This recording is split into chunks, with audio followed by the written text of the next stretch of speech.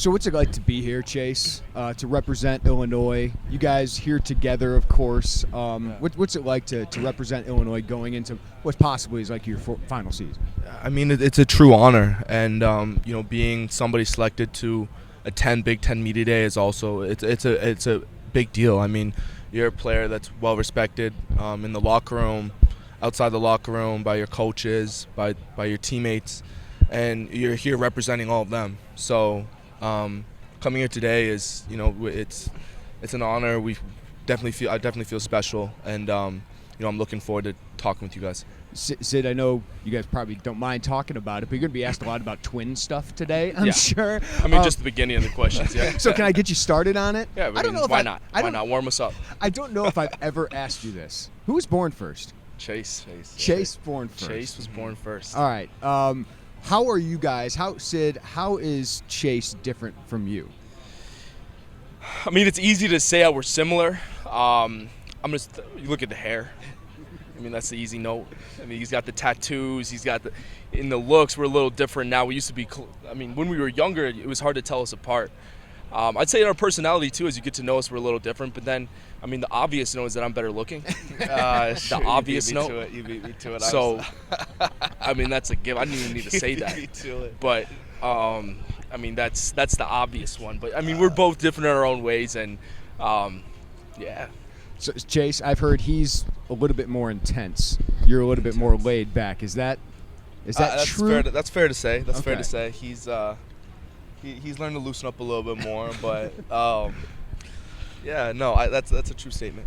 How would you say you guys are different? How do you guys complement each other growing up? I mean, you're inseparable, of course, and now being here together. Oh, I mean, we've definitely helped each other get to where we are today. We're extremely competitive and in everything we do, and we've always pushed each other. But yeah, I'd say, I mean, growing up, that's what kind of drove our success, I'd say.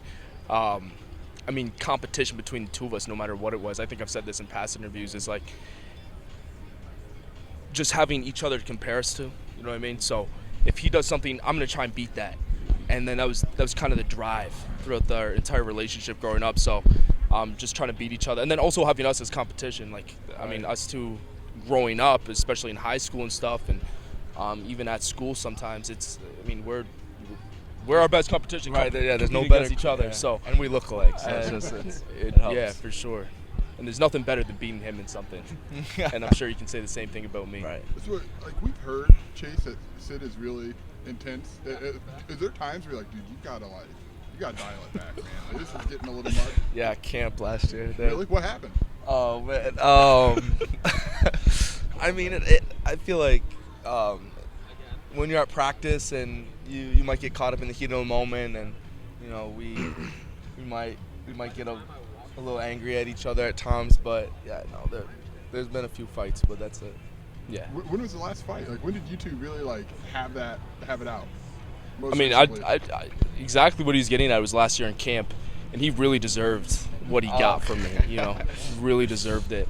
If you see on film, he's like doing some little stuff behind the scenes, and he hides behind coach's shoulder after it happens. But it was probably since last year. But it's honestly, we'll have our moments every time throughout practice. There's times in the spring where we go at it, but it's just. People kind of get it mistaken for anger, but I think it's just competitiveness. It's just our nature when we're out on the field. So, competitive environment brings the best out. So. Yeah. Well, how is Sid, Chase? How is he different? So you went to Western Michigan to start your career. Yeah. How is he different from that time that you guys left Florida to now? Like, how has he grown in college? Sid, I mean, just the way that he carries himself on and off the field.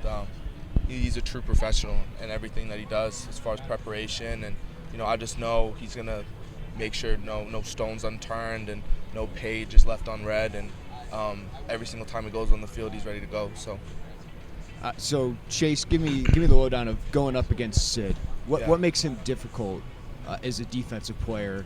Yeah. I almost call him an amoeba on defense because he's just going everywhere. I mean, that guy, he only knows 100%. So when you're at practice and you're not going 100%, there's no he's coming at you 100% every time. So I just know every single time I got to match up against him, whether it's on a route, him coming off on a blitz. I got to be on my A game.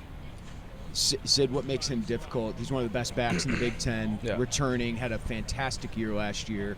You go up against good backs every week in the Big Ten. Yeah. What makes him difficult in practice? It's the way he moves. I think that's what separates him from other guys in the Big Ten.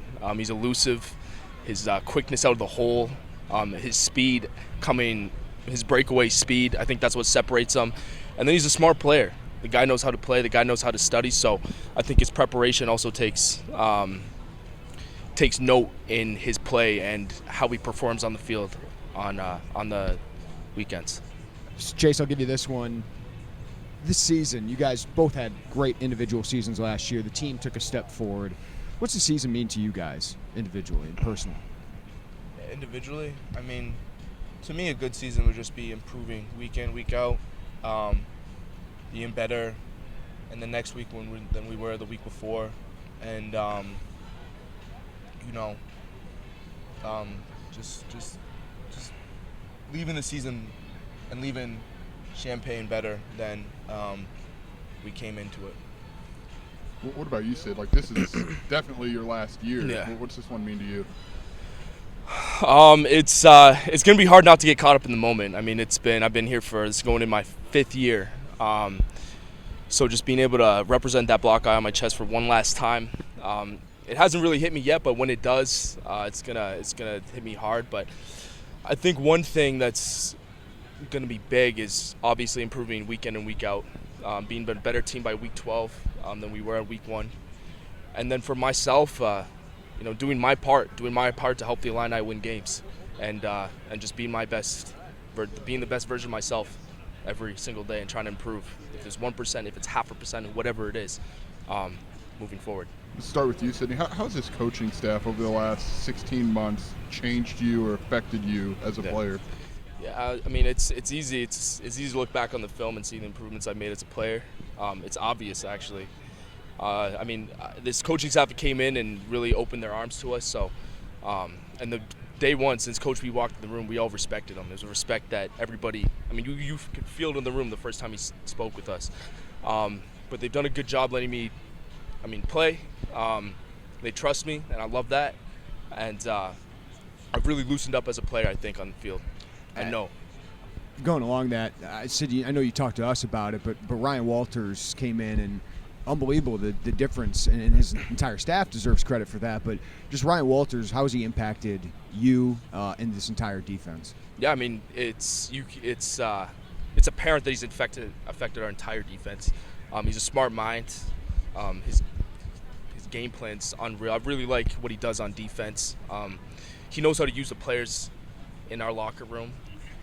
But he's also just what separates him is he's a great leader. I want to win for him. I want to play for him, and I'm going to work my ass off for him. And that's the ultimate note. I think that's what is most important, is that I want to win for that guy. He's starting to get on head coaching lists. What do you think would make him good in that role? What? Why do you think he'd be good in that role? Oh, man, he's got a swagger to him. You can see it. He's just a great overall leader. I think that goes underseen. It's behind the scenes. You know what I mean? So. He's going to make a great head coach one day, and whether it's when it comes, whenever it is, I know he's going to be ready for that moment. Chase, you guys get a new coordinator coming in with Barry Lunny. Obviously, you had great running success last year, which I think is a credit to you guys, given the passing attack didn't go so well. So what has Barry Lunny brought to you guys as an offense? Balance, tempo, and his energy. We all love him. We believe in what he has going on, and his film from last year shows a lot, and what the steps we've taken with him over the spring. But at the end of the day, it's football. Everybody runs inside zone, outside zone, counter, power. It might look a little bit different, but we're prepared to play this year. Give me a quick scouting report on those guys in the running back room, because there's a lot of dudes in there who have either had an impact or can make one. Right. Give me a quick one on Josh McCray. Scouting report. Dude has power, size, sneaky speed. He's just a smart player overall. Young, huge future ahead of him. Aiden Lowry, dude has road runner wheels on him. Guy's super fast. Really excited to see the growth that he makes over this fall period, and I'm looking forward to working with him. And honestly, everybody in the room: Reggie Love, Chase Hayden, Jordan Anderson, Nick Ferdonzo. It's packed with talent, and to see who emerges and get some playing time this year, I'm extremely excited. Sid, I want to go back real quick because Coach Walters came down to the field after a few games last year. He started in the booth. Yeah. What did that do for you guys defensively? Because it feels like that's flipped a switch a little bit. Yeah, I mean, that was definitely a turning point, I think, in our season after that Virginia game. And then kind of moving forward, that's where we kind of made our marks and really made those steps on improving on our defense towards the end of the year. But it added an intensity. It added a trust on the sideline that I think we needed in the moment. Yeah, he's a little bit more intense than he gives off in press conferences. Like I see him on the sidelines. Yeah. He's got an intensity to him. Yeah, Right? no, he definitely does. I mean, like it's like everybody, man. He's the same person every day. That's for damn sure. And it's like me outside of the pads versus being in the pads. So that's how I think he differs. Chase, you guys lost a lot of experience on the team last year, some leadership. But you guys have older teams still, it feels like. Maybe some guys who haven't gotten their shots, whether it's on the offensive line or elsewhere. Who has stepped up, or what's it been like to lose guys who have been here your entire career, Sydney's entire career, and who's kind of stepped up into that leadership role, or what's the dynamic been like there? Well, when you think about a loss of leadership, I instantly think of Doug Kramer. I mean, he is the true example of a good leader, and the way that he carried himself on and off the field, only reminds everybody of why he is where he is today.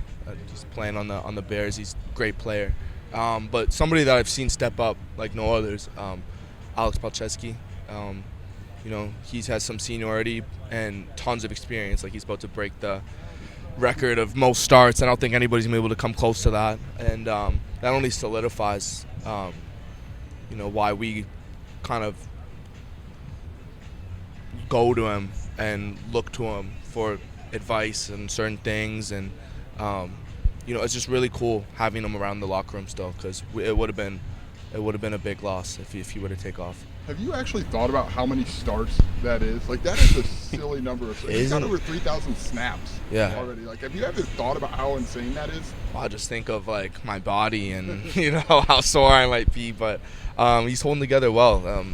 His big frame and he's football savvy. I'm just looking forward to working with him. So the secondary, you guys returned, you and Quan and Spoon. What does that do for you guys? I mean, those are three guys. You three have had some experience, played well. Like, how big is that? I know you're losing Kirby, but that's a pretty good core back there. Yeah, we are losing Kirby, but, I mean, we're wishing nothing but the best. It's fun watching him do his thing up in the NFL. But me, Quan, Spoon, Kendall, let's note that. I mean, we've been here together. I mean, with that, Spoon for 4, Quan for 5. I mean, Kendall for 5. Kendall's going into his 6th year here, so I think the one thing that's gonna be apparent is how close we are. We know to communicate. We know the ins and outs of each other. I mean, we've been working out for 5 years, so I think that's what's gonna separate us, is how close we are as a unit and the experience we all have. Sid, like, you guys surprised people with how good you were defensively last year. Like, why do you think this team can take that next step? I know you guys don't probably tell everybody your goals, but a bowl has to be a goal for you guys, right? So, why do you feel like this team can take that next step?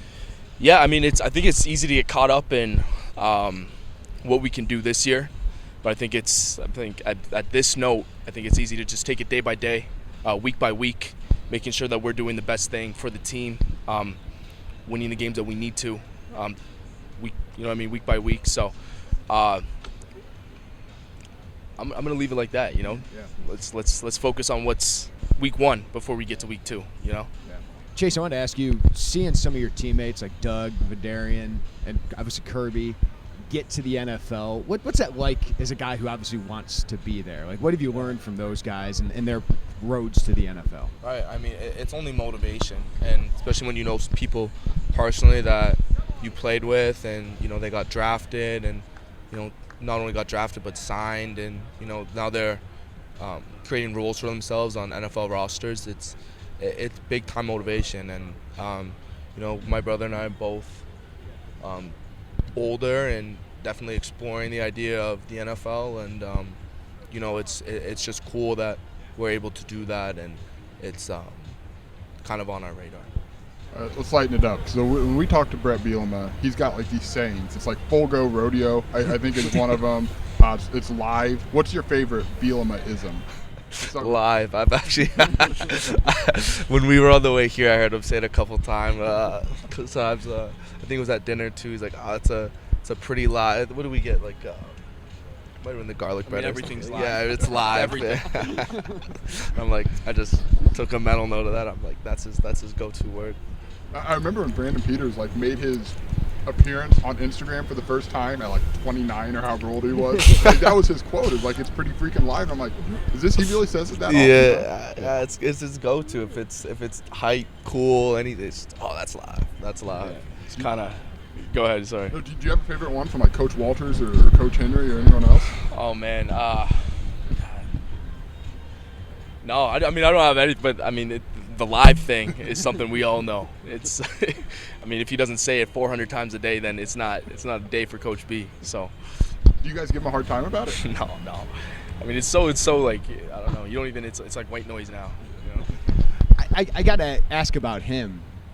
How is the program different, Sid, with him at the helm? Like how has he impacted the program for you guys? Yeah, I mean he's bringing a new role of leadership. Guys want to win for him. Guys want to play for him. I can say that from a personal note. I definitely want to go out there and play my hardest and do everything I can for that man. You know what I mean? Because it's Coach B, the man he is, on and off the field. What he does for us on the field and off the field. You know, and I think he's really brought us together as a team. I think that family thing with the two I's and the two L's, whatever it is. I mean that truly is something that is emphasized in our room, and I think guys feel it.